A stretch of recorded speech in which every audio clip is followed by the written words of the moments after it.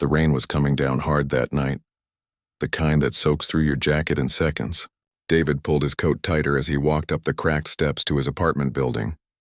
His boots were worn through at the soles, and he could feel the cold water seeping in with every step. It was past 11. His shift at the warehouse had run late again, and tomorrow he'd have to be up at 5 for his cleaning job at the office building downtown. But that's just how things were now. 2 jobs, barely enough sleep, and still counting pennies at the end of each month.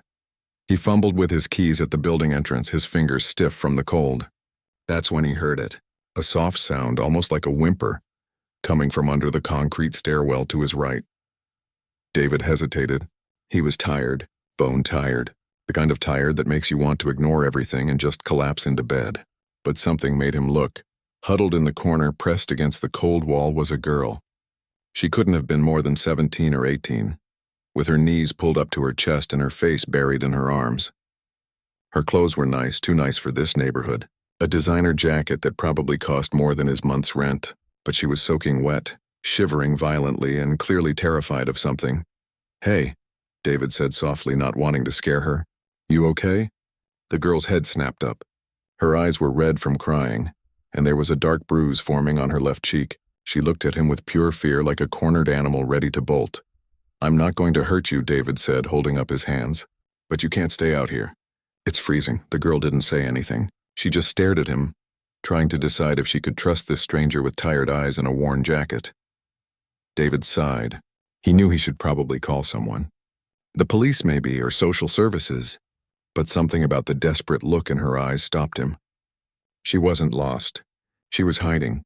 "Look, I live on the 2nd floor," he said. "I've got a couch. It's not much, but it's dry and warm. You can stay there tonight, and in the morning we'll figure out what to do." "Deal?" The girl studied his face for a long moment. Finally, she nodded, just barely. David helped her up. She winced as she moved, and he noticed her shoes were completely ruined. Fancy leather heels that had never been meant for running in the rain. They climbed the stairs slowly. The building was quiet except for the sound of a TV playing somewhere and a baby crying on the 3rd floor. David unlocked his apartment door and gestured for the girl to go in first. The apartment was small. Tiny, really. 1 bedroom, a living room that doubled as everything else, and a kitchen that was more like a corner with a stove. The furniture was old and mismatched, stuff he'd picked up from thrift stores and off the street. But it was clean. He made sure of that. "Dad?" A small voice came from the bedroom doorway. David turned to see his daughter Sophie rubbing her eyes. She was 8 years old, with messy brown hair and her mother's kind eyes. She should have been asleep hours ago. "Hey, sweetheart. What are you doing up?" Sophie's gaze moved past him to the shivering girl dripping water on their floor. Her eyes went wide. "Who's that?" "This is..." David realized he didn't even know her name. "Maya," the girl said quietly. It was the first word she'd spoken. "Maya needs a place to stay tonight," David explained. "She got caught in the rain. Is that okay with you?" Sophie nodded seriously, like this was a very important decision she was making. "We have to help her, Dad. That's what Mom would say." David felt that familiar ache in his chest at the mention of his wife. Beth had been gone for 2 years now, taken way too soon by a drunk driver. But Sophie was right. Beth would have helped without a second thought. "Okay, Maya, let's get you dried off," David said, heading to the bathroom. He came back with their only clean towel, the blue one with the frayed edges. "It's not much, but it's clean." Maya took the towel with trembling hands. "Thank you," she whispered. "You hungry?" David asked. "I can make something." Maya nodded, looking embarrassed. David went to the kitchen and opened the cabinet. 2 packets of instant noodles and half a loaf of bread. That was supposed to last them until Friday when he got paid. He grabbed 1 packet of noodles and started boiling water. Sophie had already taken charge, pulling out their extra blanket from the closet and arranging it on the couch. "You can sleep here," she told Maya. "It's lumpy, but it's okay once you get used to it." Maya watched Sophie with an odd expression, like she was seeing something she'd never encountered before. She sat down carefully on the couch, and Sophie plopped down next to her. "Why were you outside?" Sophie asked with the blunt curiosity of children. "Sophie, let her be," David called from the kitchen. "It's okay," Maya said. Her voice was soft but educated, the kind that came from expensive schools and proper upbringing. I I needed to get away from somewhere. From someone. Sophie seemed to accept this answer. My dad says sometimes you have to be brave and leave bad things behind. That's what being strong means. David brought over the bowl of noodles and handed it to Maya. It wasn't much. Plain noodles with a bit of salt. No vegetables, no egg, nothing fancy, but it was hot and it was food. Maya looked down at the bowl and to David's surprise, tears started rolling down her cheeks. I'm sorry, she said quickly, wiping her eyes. I don't mean to. It's just, you barely have anything and you're sharing it with me. A complete stranger. That's what people do, Sophie said matter-of-factly. They help each other. David sat down in his rickety chair and watched Maya eat. He noticed things. The way she held the cheap bowl like it was fine china. The designer label on her wet jacket. The watch she'd hidden under her sleeve that probably cost more than his car. Back when he had a car. This girl came from money. Serious money. But she also had that bruise, those terrified eyes, and nowhere to go on a cold, rainy night. His gaze drifted to the pile of papers on the tiny dining table. Medical bills for Sophie's asthma medication. The eviction warning notice he'd shoved aside this morning.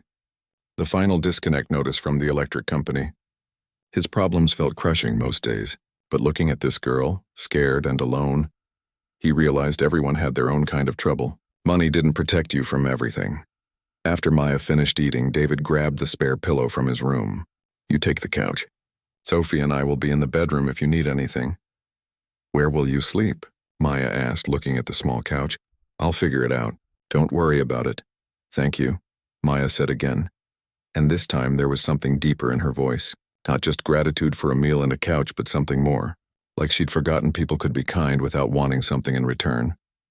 David tucked Sophie into bed and then made himself a spot on the floor with an old sleeping bag. Through the thin walls, he could hear the rain still coming down hard against the windows. He thought about calling the police. He probably should. But something told him to wait. Just one night, he'd figure out what to do in the morning. As he drifted off to sleep, exhausted and aching, he heard Maya's voice from the living room. Barely a whisper. Thank you for seeing me as a person. Not a problem. David didn't respond, but in that moment he knew he'd made the right choice, even if it complicated his already complicated life. Sometimes doing the right thing wasn't about what was easy or smart. It was just about being human.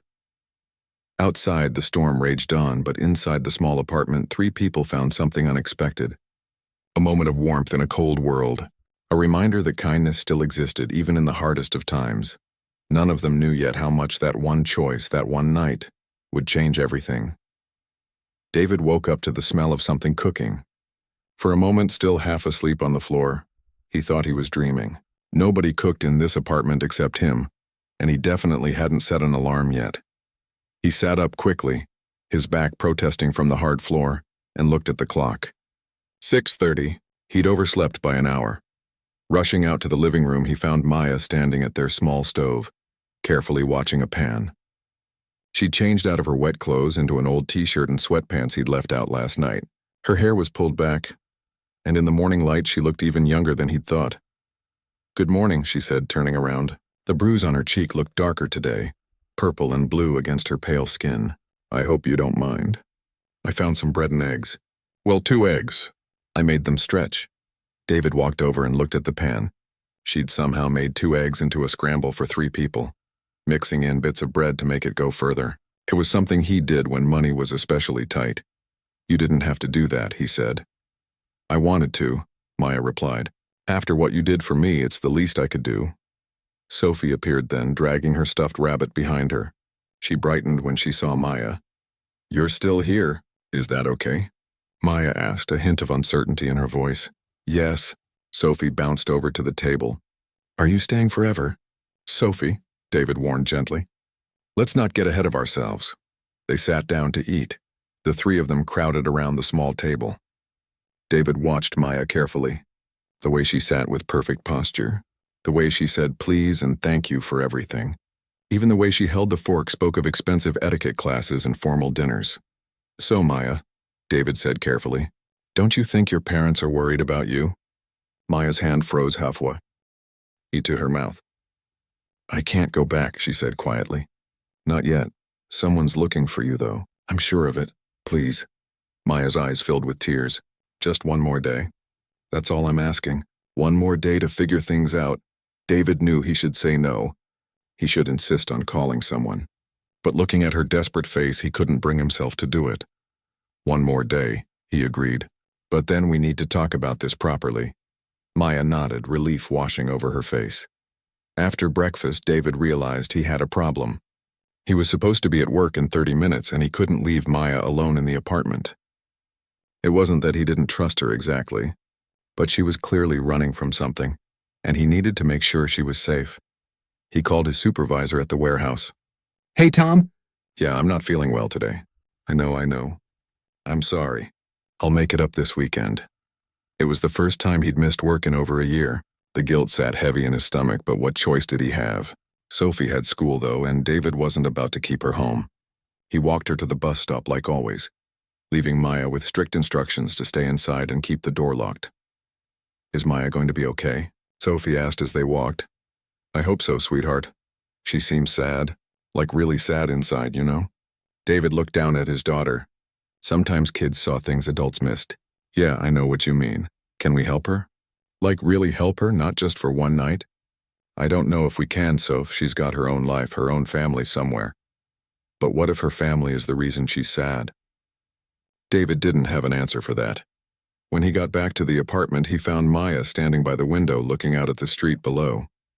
She turned when she heard him come in. This view, she said. You can see everything from here. The people walking to work. The kids playing in that lot across the street, the old man who runs the corner store. It's so real, as opposed to what? David asked. Maya smiled sadly. As opposed to seeing nothing but walls and gates and security cameras. David felt his suspicions growing stronger. What's your real name? He asked suddenly. Maya turned to face him. What do you mean? Maya's not your real name, is it? She was quiet for a long moment. Does it matter? Yeah, David said. It kinda does. Because I'm helping you and I don't even know who you really are. I'm just a girl who needed help, Maya said. Does the name change that? Before David could respond, his eyes landed on the pile of papers on the table, the medical bills he'd forgotten to hide, the eviction notice that said he had 30 days to come up with 2 months' back rent or they were out. Maya followed his gaze.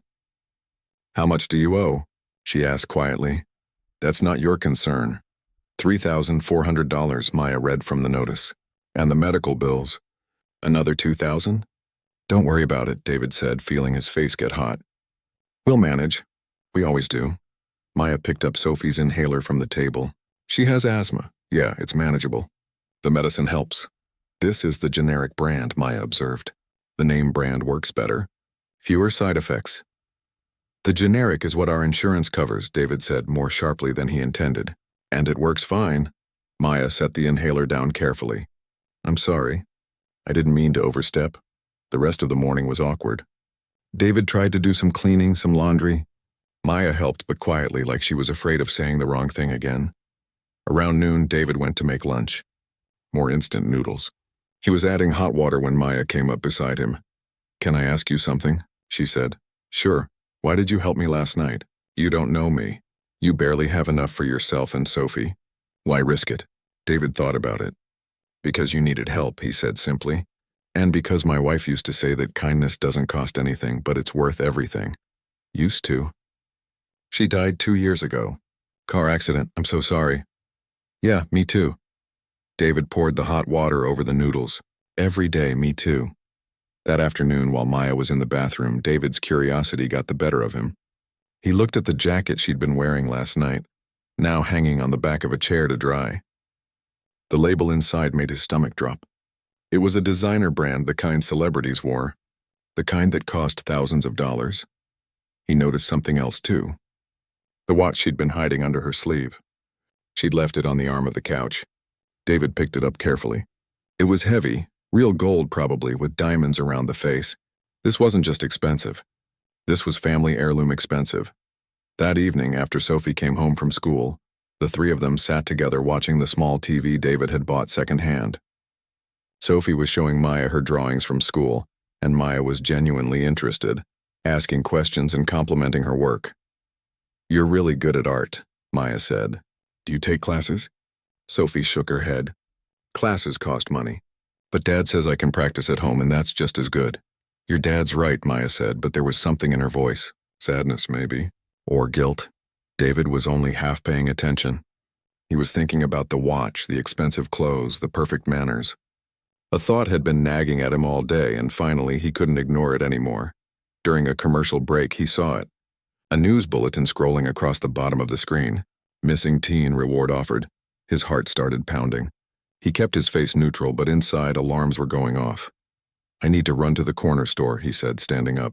You two okay here for a few minutes? Can you get chips? Sophie asked hopefully.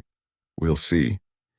David went down to the store on the corner and bought a newspaper, something he never did. Sure enough, there on the third page was a full article. Millionaire's daughter missing after gala. The photo showed a girl in an evening gown, her hair done up fancy, smiling for the camera. But the eyes were unmistakable. Maya, except her real name was Lillian. Lillian Hartwell, daughter of Richard Hartwell, one of the richest men in the state.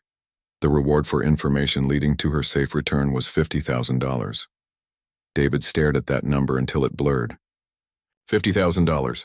That would solve every single problem he had. The rent, the medical bills, Sophie's future, everything. He walked back to the apartment slowly, the newspaper folded under his arm. His mind was racing. He should call the number in the article. It was the right thing to do. Her father was probably worried sick, but then he thought about the bruise on her cheek, the terror in her eyes last night, the way she'd said, I can't go back. When he got back to the apartment, Maya and Sophie were laughing at something on TV. Sophie was leaning against Maya like they were sisters. Maya had her arm around Sophie's shoulders, and for the first time since he'd met her, she looked truly happy. David sat down in his chair, the newspaper still hidden under his arm. The weight of what he knew pressed down on him like a physical thing. $50,000. All he had to do was make one phone call. But as he watched Maya ruffle Sophie's hair and laugh at her joke, David realized this decision wasn't going to be as simple as he'd thought. Nothing about this situation was simple anymore. David couldn't sleep that night. He lay on the floor in his sleeping bag, staring at the ceiling, thinking about that newspaper hidden in his jacket pocket. $50,000. The number kept running through his mind like a song he couldn't forget. He could hear Maya's quiet breathing from the living room. She was awake too. He could tell from the way she kept shifting on the couch, restless and uneasy. Finally, around midnight, David got up. He walked quietly into the living room. Maya sat up immediately when she heard him. Can't sleep either? She asked. David sat down in the old armchair across from her. For a long moment, neither of them spoke. The only sound was the hum of the refrigerator and distant traffic outside. I know who you are, David said finally. Lillian. Maya's face went pale in the dim light from the street lamp outside. How long have you known? Since this afternoon. Saw it on the news. David pulled out the newspaper and handed it to her. There's a reward. $50,000 for information about where you are. Maya looked at the paper, at her own face staring back at her from the page. She laughed, but it was a bitter sound. Of course there is. My father always thinks money can fix everything. Can I ask you something? David said. And I need you to be honest with me.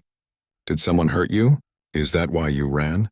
Maya touched the bruise on her cheek without thinking. Not the way you're thinking. My father didn't hit me, if that's what you're asking. I fell when I was climbing out a window at the hotel. I'm not very good at sneaking out, apparently. Then why did you run? Your father must be worried sick. Worried. Maya's voice rose slightly. Then she caught herself and lowered it, remembering Sophie was asleep in the next room. He's not worried. He's angry that I embarrassed him, that I ran away from the gala he spent months planning, that I refused to play along with his perfect plan for my perfect life. David waited. He'd learned that sometimes people needed to talk, and all you had to do was give them space to do it. Maya pulled the blanket tighter around herself. My father is Richard Hartwell. I'm sure you read that in the paper. He owns half the commercial real estate in the state. He's powerful, successful, and used to getting exactly what he wants. And what he wants is for me to marry Bradley Thornton. Who's that? The son of his business partner. Bradley's 25. I'm 17, and we have absolutely nothing in common. But our marriage would merge two companies and make both families even richer, so it's all arranged. The engagement was supposed to be announced at the gala that night. David felt his stomach turn. That's why you ran. That's why I ran, Maya confirmed. I told my father I didn't want to marry Bradley, that I wanted to go to college, study social work, maybe actually do something meaningful with my life. You know what he said? He said I was being ungrateful, that girls my age don't know what they want, that he was doing this for my own good. And the bruise? When I told him I wouldn't go through with it, he walked away, just turned his back on me like I was nothing.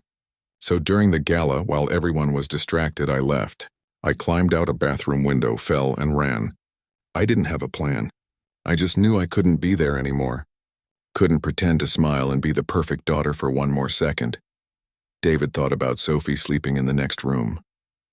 He tried to imagine arranging her marriage to someone she didn't love, controlling her future like that. The idea made him feel sick. Why didn't you tell me this before? He asked. Because I thought you'd send me back immediately. Everyone always does what my father wants. He has that effect on people. She looked at him directly. Are you going to call him? Claim the reward? David didn't answer right away. He thought about the eviction notice, about Sophie's medicine that they could barely afford, about working 2 jobs and still falling behind every month. I won't lie to you, he said slowly. That money would change our lives. Sophie and me were barely hanging on. That $50,000 would solve every problem we have. Maya nodded, her face carefully blank. I understand. You should call. You've been kind to me more than anyone else would have been. You deserve it. But, David continued, it's not about what I deserve. It's about what's right. And I don't think sending you back to a situation you're desperate to escape from is the right thing. Maya's eyes filled with tears. Why are you being so nice to me? You don't even know me. Maybe not. But I know what it's like to feel trapped. I know what it's like when the whole world seems to be pushing you in a direction you don't want to go. David leaned forward. Here's what I think. I think you need to talk to your father. Really talk to him. But on your terms, not his. He won't listen. Maybe not. But running away forever isn't a solution either. Eventually, you'll run out of places to run. They talked for another hour. David told her about losing his wife, about the struggles of raising Sophie alone. Maya told him about growing up in a mansion that felt more like a museum, about having everything money could buy except the freedom to make her own choices. Finally, around 2 a.m, Maya agreed. She would call her father tomorrow. David would be there with her. They'd figure it out together. David went back to his sleeping bag, feeling like maybe they'd turned a corner. Maybe this would work out after all. He was wrong. The next morning, David woke up to Sophie shaking his shoulder. Dad, Maya's gone. David jumped up, his heart pounding. The living room was empty. The blanket was folded neatly on the couch. And there on the coffee table was Maya's watch, the expensive one with the diamonds. Next to it was a note written on the back of one of his old envelopes. David picked it up with shaking hands. The handwriting was neat and careful. Dear David and Sophie, I'm sorry for leaving like this. Last night I couldn't sleep. I kept thinking about that reward money and all your problems I saw on those papers. I realized that by staying here I'm being selfish. You're risking everything to help me. And what am I giving you in return? Nothing but trouble. The watch is real. It belonged to my grandmother. It's worth at least $30,000, maybe more. Please sell it. Use it for Sophie's medicine and your rent. Tell yourself you earned it by giving a lost girl a warm place to stay. I heard what you said last night about sending me back on my terms. You're a good man, David. But I can't ask you to sacrifice any more for me. You thought I was running away because I was scared of my father or Bradley or the life they planned for me. But the truth is, I was running because I wanted to see what real life looked like, what real people with real problems do every day. And I found it.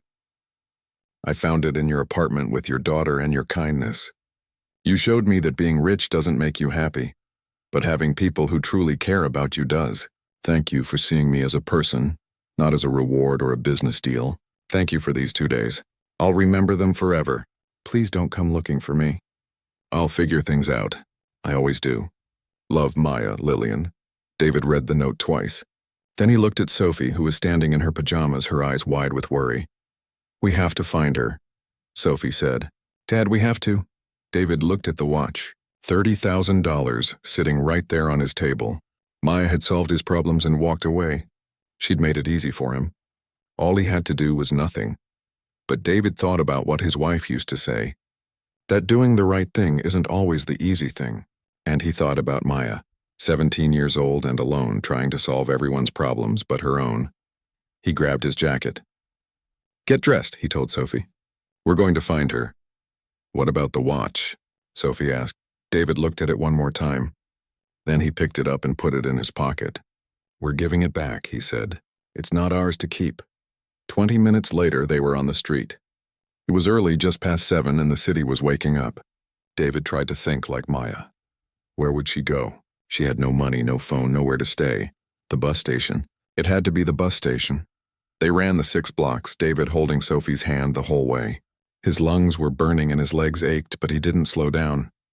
When they got to the station, David's eyes scanned the crowd of early morning travelers. There, at the ticket counter, wearing her now dry designer clothes that looked completely out of place, was Maya. She was counting out what looked like her last few dollars. "Maya," Sophie yelled before David could stop her. Maya turned around. When she saw them, her face crumpled. She didn't run. She just stood there looking like she might break into pieces. David walked up to her slowly. He pulled the watch out of his pocket and held it out to her. "I think you dropped this," he said. Maya stared at the watch in David's hand. Then she looked up at his face and tears started streaming down her cheeks. "Why?" she whispered. "Why did you come after me? You could have just kept it, sold it. No one would have known." "We would have known," Sophie said, squeezing past David to wrap her arms around Maya's waist. "And you're our friend. Friends don't let friends run away alone." Maya hugged Sophie back, and for a moment she just cried. People in the bus station walked past them, too busy with their own lives to pay attention to the scene unfolding at the ticket counter. David gently took the watch and put it in Maya's hand. "This belongs to you," he said. "And you know what else? You're right that you need to face this. But you don't have to do it alone." Maya wiped her eyes. "I'm scared. I know. But running isn't working, is it?" Maya shook her head. She looked down at the bus ticket in her other hand. A one-way ticket to nowhere in particular, just away. "What if he doesn't listen?" she asked. "What if he just forces me to come home and nothing changes?" "Then at least you'll know you tried," David said. "And if it doesn't work, we'll figure out the next step. But you've got to try, Maya, for yourself." Sophie tugged on Maya's sleeve. "You can call him from our apartment. That way you're not alone." Maya looked between them. This struggling single father and his 8-year-old daughter who barely had enough for themselves but were offering her everything they had. She took a deep breath and nodded. "Okay," she said. "Okay, I'll call him." They walked back to the apartment together. David let Maya hold onto the watch. She kept touching it like it was an anchor keeping her steady. When they got inside, David handed her his old cell phone, one of those cheap prepaid ones that could barely hold a charge. "Do you know his number?" David asked. Maya nodded. "I've had it memorized since I was 6. Emergency contact and all that." She sat on the couch and stared at the phone for a full minute. Her hands were shaking. Sophie sat next to her and held her other hand. Finally, Maya dialed. It rang twice before someone picked up. "Hello?" The voice was deep, commanding, and exhausted all at once. "Dad?" Maya's voice came out small. "It's me." There was a long pause. Then David heard shouting through the phone, loud enough that he could make out some of the words. "Where are you? Do you have any idea what you've put us through?"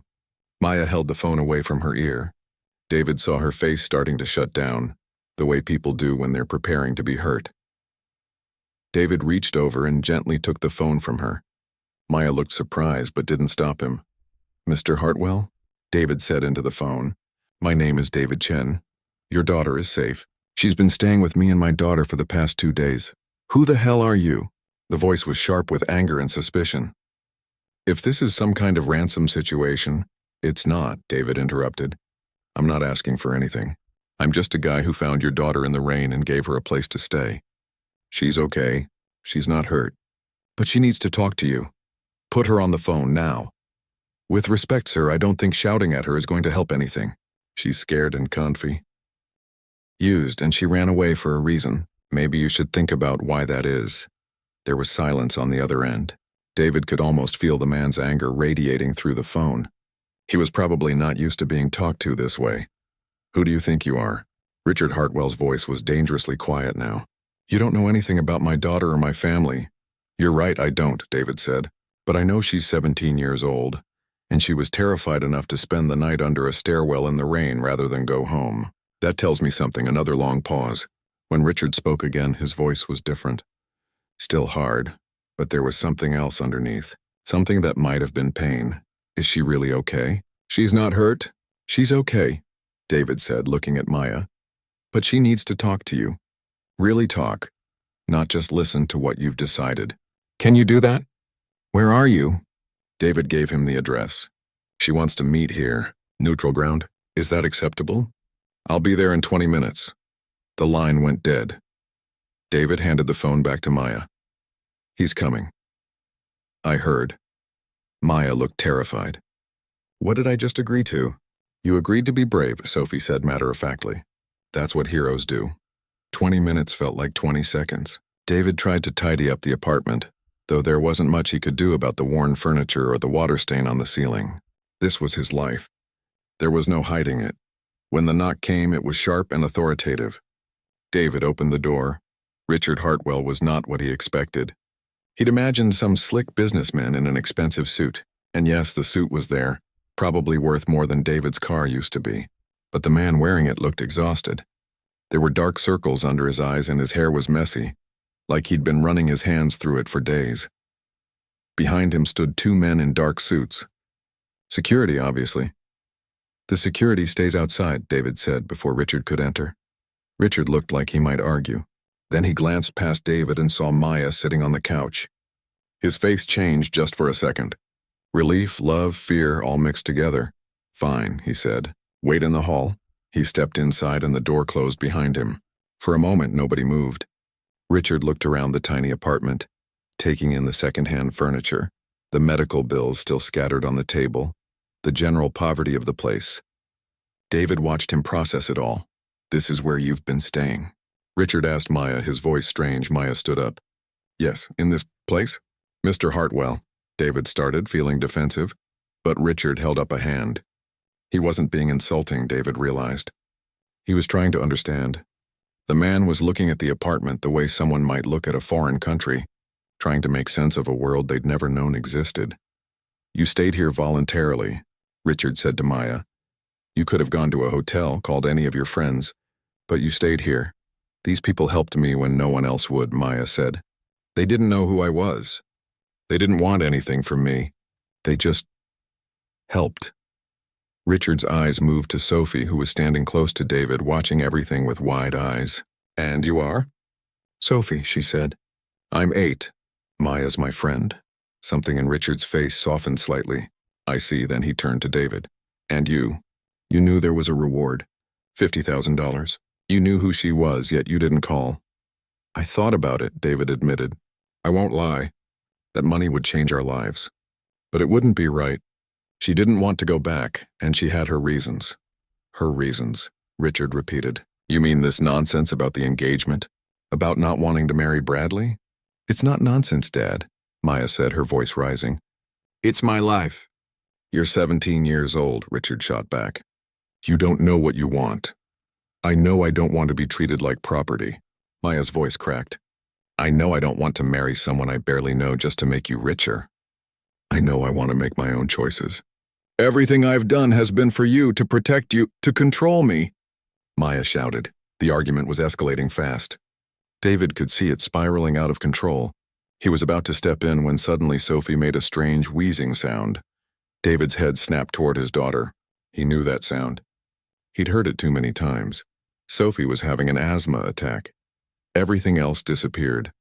David was at Sophie's side in a second, grabbing her inhaler from the table. It's okay, baby. Breathe slowly. You know how to do this. Sophie used the inhaler, her small chest heaving as she struggled to breathe. David held her, counting her breaths, his hand rubbing her back in practiced circles. That's it. In and out. You're doing great. Richard and Maya had both frozen, watching. David didn't pay them any attention. His whole world had narrowed to his daughter and making sure she was okay. Slowly, Sophie's breathing started to ease. The medication was working. After a few minutes, she was breathing normally again, though she looked tired. Sorry, Dad, she whispered. Don't you dare apologize, David said, kissing the top of her head. Not for this, never for this. He looked up to find Richard staring at him with an odd expression. The older man's face had completely changed. The anger was gone, replaced by something else. Something that looked almost like recognition. "That's what it looks like," Richard said quietly, more to himself than anyone else. "What?" David asked. "Love, real parental love. I'd almost forgotten." Richard sat down heavily in David's old chair, suddenly looking much older. "When was the last time I held my daughter like that? When was the last time I put her needs above a business deal?" Maya was staring at her father with wide eyes. "Dad?" Richard looked at his daughter, really looked at her, maybe for the first time in years. "You're terrified of me," he said. "When did that happen? When did you become afraid of your own father?" The apartment was quiet except for Sophie's breathing, which was slowly returning to normal. She was curled up against David on the couch, her small hand clutching his shirt. Richard Hartwell sat in the worn armchair, looking at his own hands like he'd never seen them before. Maya stood frozen near the window, watching her father with an expression caught between hope and fear. "I lost my wife when Lillian was 6, Richard finally said, his voice rough. "Breast cancer. It took her in less than a year. One day she was healthy, the next she was gone.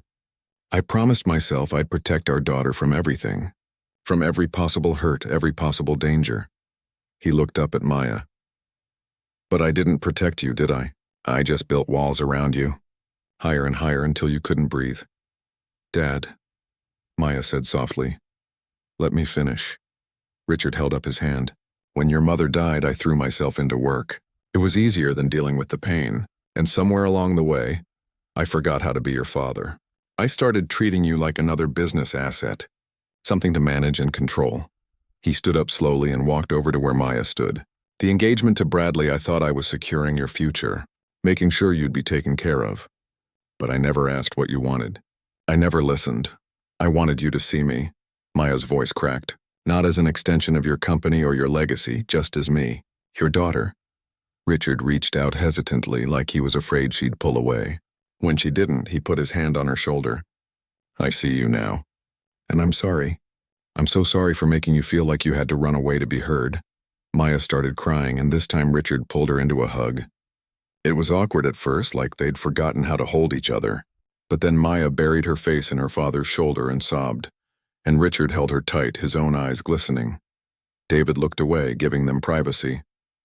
He focused on Sophie, who was watching with wide eyes. "Are they okay now?" Sophie whispered. "I think they're getting there," David whispered back. After a few minutes, Richard and Maya separated. Both of them were wiping their eyes, trying to compose themselves. Richard turned to David. "Thank you," he said. "I came here angry, ready to drag my daughter home and ground her for a month. But you showed me something I'd forgotten, what it means to actually care for someone." "I just did what anyone would do," David said. "No," Richard shook his head. "Most people would have called the police immediately, or they would have seen that reward and jumped at it. But you put a stranger's well-being above your own needs, even when you're clearly struggling yourself." His eyes moved to the medical bills on the table. David felt his face get hot with embarrassment. "I'm not a charity case," David said quietly. "We manage, I can see that. And I can see that you're too proud to accept help." Richard pulled out his wallet. "So let me make you an offer. Not charity. A job," David blinked. "What?" "I own several warehouse and logistics companies. I need people who are reliable, honest, and hardworking. From what I've seen, you're all three. I'm offering you a position as a warehouse supervisor. Better pay, health benefits, reasonable hours. You'd actually have time to spend with your daughter." David stared at him, not sure if this was real. "Why would you do that?" "Because you showed my daughter kindness when you had every reason not to. Because you returned something valuable when you could have kept it. And because I've met 1,000 employees in my life. And very few of them have the kind of character you've shown in the last 10 minutes. Richard extended his hand. "What do you say?" David looked at Sophie, who nodded enthusiastically. Then he looked at Maya, who was smiling through her. "Tears, I say yes," David said, shaking Richard's hand. "Thank you. There's one condition, though," Richard added. "Maya needs people in her life who'll be honest with her, who'll treat her like a normal person, not like a millionaire's daughter. Would you and Sophie be willing to stay in touch with her? Maybe have dinner together sometimes?" Sophie jumped up despite her recent attack. "Yes. Maya can come over and we can draw together and watch movies and Sophie, breathe, David laughed. But yes, we'd like that. Maya smiled, a real smile this time. I'd like that too. Richard pulled out his phone and made a call. Cancel the reward notice. She's safe. She's with me. He hung up and looked at his daughter. I'm also calling off the engagement. If you want to go to college and study social work, then that's what you'll do. Your life, your choice. Maya looked shocked. Really? Really? I can't promise I'll be perfect at this. I've spent 10 years being a terrible father, but I'd like to try to do better. If you're willing to give me a chance, I am, Maya said and hugged him again. The rest of the morning passed in a blur. Richard made several more phone calls arranging things. He insisted on taking them all out to breakfast, which turned into a surreal experience of sitting in a fancy restaurant in their regular clothes while a billionaire paid the bill. Sophie ordered pancakes and made Maya try every single topping. Richard watched them with a soft expression like he was seeing his daughter for the first time in years. She's good with kids, David observed. She is, Richard agreed. She used to volunteer at a children's hospital before I got too busy and made her stop. Said it wasn't appropriate for someone in her position. He shook his head. I was an idiot. You're trying to fix it now, David said. That's what matters. Over the next few weeks, David's life changed in ways he couldn't have imagined. He started his new job, which paid almost 3 times what his 2 old jobs combined had paid. He was able to catch up on all his bills, get Sophie the better asthma medication, and even start saving a little. But more than the money, what changed was having time. Time to cook proper dinners with Sophie. Time to help with her homework. Time to just be a dad instead of an exhausted worker who fell asleep during bedtime stories. Maya visited often. She'd enrolled in community college to start her degree in social work, living in a small apartment instead of her father's mansion. Richard had struggled with that at first, but he was learning to let go. She and Sophie had become close, almost like sisters. Maya would come over for movie nights, and she taught Sophie how to paint. In return, Sophie taught Maya how to make friendship bracelets and find joy in simple things. Richard came by occasionally too, usually looking uncomfortable in the modest surroundings but making an effort. He and David had developed an unlikely friendship. 2 fathers from completely different worlds who'd both learned important lessons about what really mattered. 6 months after that rainy night, they all gathered at David's apartment to celebrate Sophie's 9th birthday. The apartment was bigger now, nicer, but still modest. David had insisted on staying in the same neighborhood, the same building even. This was his community. Maya had baked a cake, slightly lopsided but made with love. Richard had brought gifts, though David had to remind him that a new laptop was too much for a 9-year-old. Sophie was happy just to have everyone together. As they sang happy birthday, David looked around at the strange little family they'd become. A billionaire who'd learned humility, his daughter who'd learned authenticity, a little girl who'd learned that kindness attracted good people, and himself, a poor single dad who'd learned that sometimes the smallest acts of compassion could change everything. Make a wish, Maya told Sophie, who was staring at her cake with shining eyes. Sophie closed her eyes tight, thought for a moment, then blew out all 9 candles in one breath. Everyone cheered. What did you wish for? Richard asked. Can't tell you or it won't come true, Sophie said seriously. Then she grinned. But I think it already did. Later that night, after Richard and Maya had left and Sophie was asleep, David stood at the window looking out at the street below. The same view he'd seen for years, but somehow it looked different now. Brighter, fuller of possibility. His phone buzzed. A text from Maya. Thank you for that night in the rain. You didn't just save me. You saved my dad and me both. You gave us back to each other. David smiled and typed back. You saved us too. In more ways than you know. He looked at the photo on his phone's home screen. It was from Sophie's birthday. All 4 of them crammed together, laughing at something silly Sophie had said. 2 families from different worlds, connected by one act of kindness on a stormy night. David had spent years thinking that wealth was measured in dollars, that security came from bank accounts and steady paychecks. And yes, those things helped. The new job had made life easier in countless ways. But standing there in his modest apartment looking at that photo, David realized he'd been rich all along. Rich in the things that actually mattered. Love, compassion, the willingness to help a stranger even when you barely had enough for yourself. That night, David had offered Maya shelter from the storm. What he hadn't known was that she would offer him something in return. Not just a job or financial security, but a reminder of something his wife used to tell him, that kindness creates ripples. That one good choice can change multiple lives. That sometimes the poorest person in the room is actually the richest, because they understand what really matters. As David finally headed to bed, he thought about that scared girl under the stairwell 6 months ago, and he thought about the choice he'd made to help despite having so little himself. It was the best decision he'd ever made, because in the end, the greatest wealth isn't what you have, it's what you're willing to give. And the truest measure of a person isn't their bank account. It's their willingness to share their umbrella in the storm, even when they're getting soaked themselves. That's what David had learned. That's what they'd all learned. And that's what made all the difference.